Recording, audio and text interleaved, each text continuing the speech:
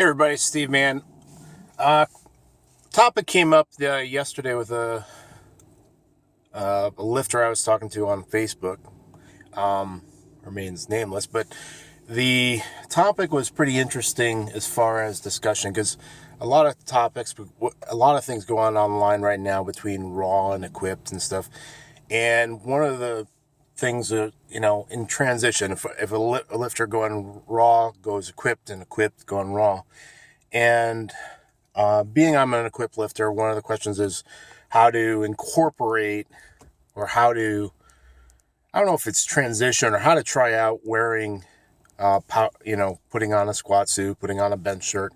A lot of the raw lifters who haven't tried equipped lifting yet probably struggle a little bit on how to make that transition or what's the best route without totally throwing their raw lifts into the gutter.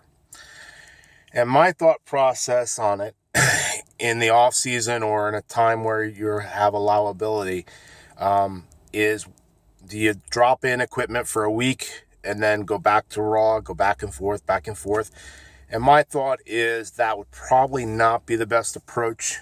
My thought process on it is wearing a squat suit, wearing a knee wraps, wearing a bench shirt is a learning curve. So my thought process on the best way to try out equipment, give it a whirl, is to do a 4-week interval, similar to kind of like Wendler 531, where you do 4 weeks of 3 weeks of work and then a down week and then reset, similar to that. But try a squat suit, try knee wraps, try a bench shirt for 4 continuous weeks of training. Because there is a learning curve. If you come in 1 week, put the squat suit on, and then go raw the next week, you're not able to build on the learning curve you're going to have with the squat suit, with the bench shirt, with the knee wraps. So for lifters who are going to try, some guys just want to try it out. Some guys want to say, okay, how good, or work on the learning curve that's associated to wearing a knee wraps and that sort of thing. But they don't want to, they're definitely raw lifters and they want to just change it up. So if you're out there and you're trying to figure out how to give powerlifting equipment a try, I would do a 4-week transition in training. Another thing I would do is definitely go on the ultra loose side. Like I wear a 46 squat suit from Titan for training. If I was a pure raw lifter who had never worn equipment before, I would wear a 48 or even a 50. And I would, I'd order a 48 and a 50 or something to that effect. I would definitely go nowhere near the competition fit, especially if you've never worn powerlifting equipment in your lifting career. It's going to be a sensory overload. And the last thing you want to do is try to get a suit that is really cranking on you in the process of learning. It's not going to be good. I started with equipment back in 1991.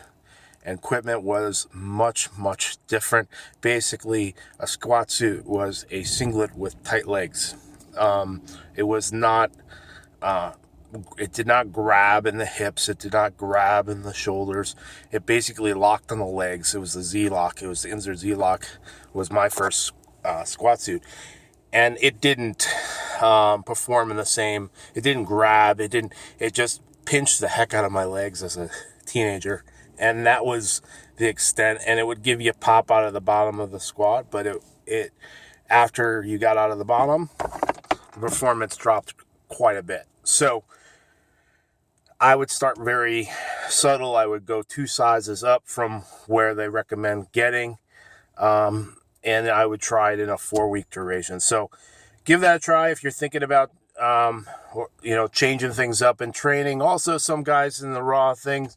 I mean, and that's one of the areas where I look at raw lifting is as a 41-year-old. If I were to go raw, would my body hold up to the continuous raw work? Because when I get tweaks, which I do at 41, I get, I have more tweaks than I have. I have workouts that I'm feeling not so good, a lot more than I have workouts where I feel great. And that's just part of, you're 27 in powerlifting. That's part of the sport. And I'm able to use knee wraps or squat suit, real loose squat suit bottoms. I'm able to use like the Titan Ram, and you guys could use the slingshot to kind of, work through those workouts where you're not 100%, yet still get some good work in. I don't know how you do that in the raw area, being completely raw. That part is mythical to me.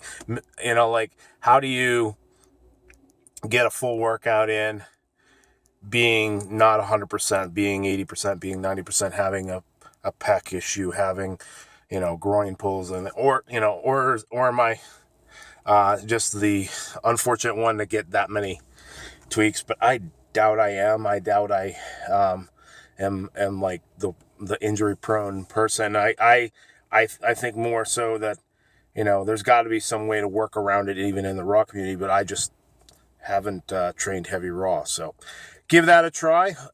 If there's any questions related to that, or any ideas you want to bounce off me, you can message me down below here on this YouTube video, and have a good day. Take care.